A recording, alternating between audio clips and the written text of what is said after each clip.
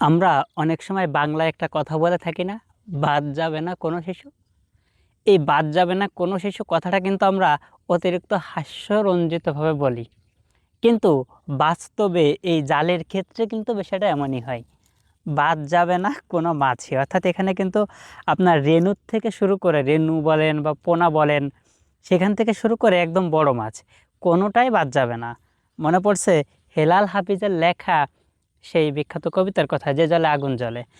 আসলে এই কথাটা বলার একমাত্র কারণ হচ্ছে যে এটা এমন একটা জাল, যার ভিতর থেকে ছোট বড় কোনো মাছের রেহাই পায় না।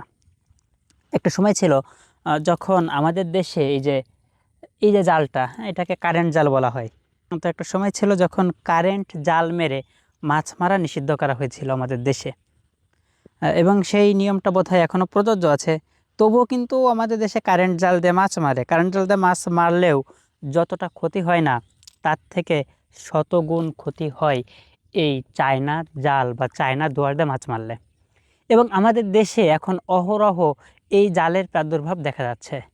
এখনকার সময়ে ট্যাংরা মাছ কিন্তু আমরা দেখি না, চোখে দেখা যায় না। কেন জানেন?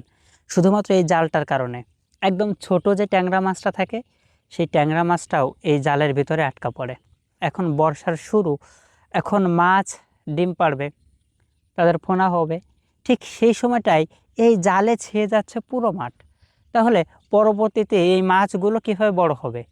এখন মাছ বিলুপ্ত। আমাদের যে মাছে ভাতে বাঙালি ছিলাম, এখন সেটা বলার থেকে বোধহয় আলু ভর্তা ভাতে বাঙালি বলাটাই উত্তম। ডালে ভাতে বাঙালি বলারও কোনো কায়দা নাই। আলুরও বোধহয় দাম কিছুদিন আগে বেড়ে গিয়েছিল। অর্থাৎ এক কথায় গরিবদের জন্য নুনে ভাতে বাঙালি বলা চলে। তাই ছাড়া বাঙালিদের আর কিছুই বলার নাই। তবে সবথেকে বড় বিষয় যেটা, সেটা হচ্ছে আমরা চাই আমরা এই যে চায়নাতে দুয়ার আছে, এটার ব্যবহার সরকারিভাবে কমিয়ে দেওয়া হোক এবং প্রচুর পরিমাণে পাহারা দেওয়া হোক, যাতে করে এই জালের ব্যবহার কেউ না করতে পারে। যদি এরকম চলতে থাকে, তাহলে মাছে ভাতে বাঙালি যেই কথাটা ছিল, যে উক্তিটা ছিল, সেটা তো এখন নাই। হয়তোবা আর আগামী 10 বছর পরে বা আগামী 15 বছর পরে এই কথাটা আমরা ভুলতে বসবো। এখন পর্যন্ত যে মাছ পাওয়া যায়, হয়তো আগামী 5 বছর পরে সেই মাছ আর পাওয়া যাবে না। কেননা এই জাল আমাদের থেকে সব কিছু ছিনিয়ে নিচ্ছে। এখনই সময় সবাই যার যার জায়গা থেকে সোচ্চার হন এবং যারা চায়না দুয়ার ব্যবহার করে তাদের বিরুদ্ধে আইনি পদক্ষেপ নিন।